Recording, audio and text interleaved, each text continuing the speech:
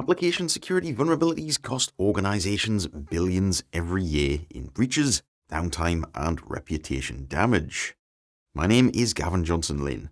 I've worked with a lot of OWASP projects, and here we're going to rapidly cover the latest OWASP Top 10, a list of the most critical web application security risks based on real-world data from security experts. Notably, these are risks and not vulnerabilities. The difference is important. Watching this won't make you an expert, but it will give you essential knowledge you need to recognize these risks and understand why they matter. At the end, we'll see why the OWASP Top 10 isn't really a top 10. Don't miss that bit. First, broken access control. This happens when users can access resources or perform actions they shouldn't be authorized for. Common examples include bypassing access checks by modifying URLs, viewing or editing someone else's data by changing an ID parameter, or accessing API endpoints they're not meant to access. You might even be logged in as a regular user, but be able to perform admin functionality. The defense requires attention to detail. Deny access by default, implement proper authorization checks on every request server-side, never trust client-side controls, and use secure session management. Access control decisions should happen on the server every time. Next, security misconfiguration. This covers everything from default credentials still being active to unnecessary features being enabled, and even verbose error messages revealing confidential details. It also includes unpatched systems, misconfigured HTTP headers, and cloud storage buckets accidentally left public. Modern applications use dozens of components, frameworks, libraries, and cloud services. Each have their own configuration settings. Get one wrong, and you've potentially opened a door for attackers. The solution requires ongoing attention. Remove unnecessary features and components, implement repeatable, hardened processes, regularly review configurations and permissions, keep everything patched, updated, and ensure error messages don't leak sensitive information. That's all, not much. Automation really helps you. Software supply chain failures recognize that modern applications depend heavily on external components. You're probably using dozens, maybe hundreds, of third-party libraries, frameworks, and dependencies. If any of those components are compromised or contain vulnerabilities, your application might inherit those issues. The Log4Shell vulnerability was a while ago, but a good example. One compromised logging library affected thousands of applications worldwide. Things are getting worse too, with a more recent, wormable, malicious NPM repository automatically infecting other NPM repositories. I don't know why this is number 3, it should be number 1. Defend against this by maintaining an inventory of all components and their versions, only using components from trusted sources, monitoring for known vulnerabilities in your dependencies, and verifying integrity using checksums or signatures. If you're finding this useful, hit the like button and subscribe. Coming next, why you should never roll your own crypto. Cryptographic failures. Focus on protecting data both in transit and at rest. This includes failing to encrypt sensitive data, using weak cryptographic algorithms, or not properly protecting cryptographic keys. Common mistakes include transmitting sensitive data in clear text, storing passwords using weak hashing algorithms, or no hashing algorithms at all, and using deprecated cryptographic functions. Any data in transit should use TLS. Encrypt sensitive data at rest using strong, up-to-date cryptographic algorithms. Properly manage cryptographic keys and ensure passwords are hashed with strong, adaptive algorithms like bcrypt and Argon2. Never implement your own cryptography. It is much harder than you think. Use well-tested, industry-standard libraries instead. Injection attacks. When untrusted data is sent to an interpreter as part of a command or query, it can be tricked into executing unintended commands. SQL injection is the classic example.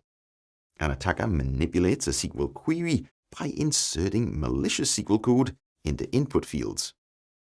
Injection isn't limited to SQL. Anything that takes commands and includes user data can be impacted. Command injection, LDAP injection, NoSQL injection, HTML injection, or cross-site scripting. It's a big list. Defense sounds simple. Never trust user input and keep data separate from commands. Use parameterized queries or prepared statements for database access. Validate and sanitize all input.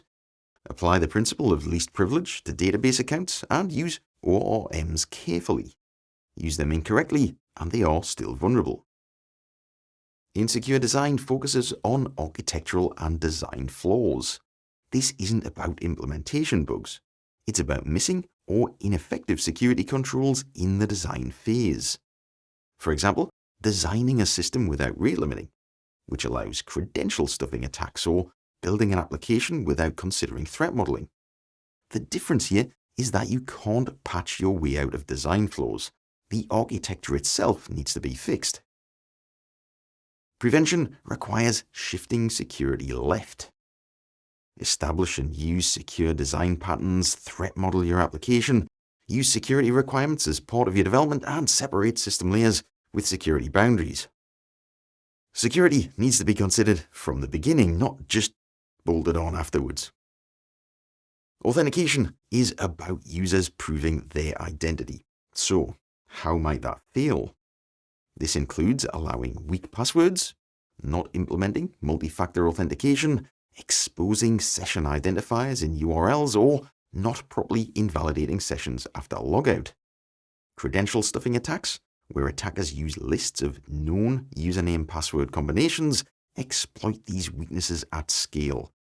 Defenses: implement multi-factor authentication, really. Enforce strong password policies. Protect against automated attacks with rate limiting and account lockouts. Use secure session management and never expose session identifiers in URLs. Authentication is your first line of defense. Mess it up and your security is doomed, really. Software or data integrity failures addresses assumptions about software updates, critical data, and CI/CD pipelines without verifying integrity. This includes applications that rely on plugins or libraries from untrusted sources, insecurely implemented CI/CD pipelines, or auto-update functionality that doesn't verify digital signatures. An attacker compromising your build pipeline can inject malicious code right into your application before it even reaches production. Defense requires verifying the integrity of everything. Use digital signatures for software updates, verify packages come from expected repositories, implement security scanning in your CI/CD pipeline, and ensure your pipeline itself is secured with proper access controls. Trust nothing, verify everything. That's kind of a running theme here. Logging and alerting failures. Without proper logging, you can't detect, escalate, or respond to active breaches. After a breach happens, you also can't look and see what happened and why. This includes not logging security-relevant events, inadequate log details, logging not being monitored, or logs stored insecurely. If attackers breach your system and you have no logs, you won't know what data was accessed, what was modified, or how long they were there. You should log all authentication attempts, access control failures, and server-side input validation failures. Also log anything that's important to your application. Users changing rules, payments being made, data being deleted. If it might have a security impact, log it. Logs should include sufficient context to understand what happened. They should be formatted for consumption by log management solutions and be protected from tampering. Security isn't just about preventing attacks, it's also about detecting them when they happen. Finally, mishandling of exceptional conditions. It's about how applications prevent, detect, and respond to unusual and unpredictable situations. Applications fail here in 3 ways. They don't prevent unusual situations from happening, they don't identify them as they happen, or they respond poorly or not at all afterwards. This leads to logic bugs, overflows, race conditions, fraudulent transactions, or issues with memory, state, resources, and authorization. The solution: catch every possible system error where it occurs, handle it meaningfully, log the event, and alert if needed. If you're partway through a transaction, roll back everything and start again. That's failing closed. Add rate limiting and strict validation to prevent exceptional conditions in the first place. Okay, now, why is the OWASP top 10 not really a top 10? Well, it seems they didn't think 10 was enough, so they hid a couple more in the documentation. I've got a quick video on those if you'd like to take a look. That was the entire OWASP top 10 in under 10 minutes. If you're making web applications, then you absolutely need to understand each of them. If you don't understand them, you're probably making mistakes that leave your applications vulnerable. So whether you're writing code, testing, or designing architecture, the OWASP top 10 gives you a focused starting point for that journey.